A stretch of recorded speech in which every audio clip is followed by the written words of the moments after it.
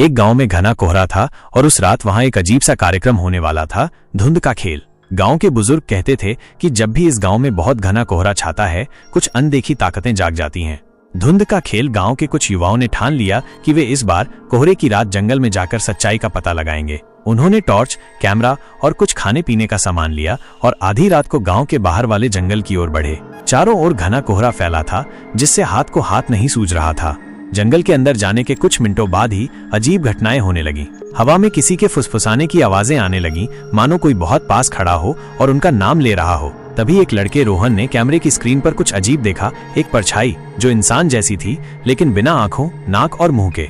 खेल या मौत। अचानक कोहरा और घना हो गया और चारों को एहसास हुआ कि वे रास्ता भटक चुके हैं। मोबाइल का सिग्नल बंद हो गया था। तभी एक काले साए ने उनके सबसे नजदीक खड़े लड़के अमित को पकड़ लिया और वो अंधेरे में गायब हो गया।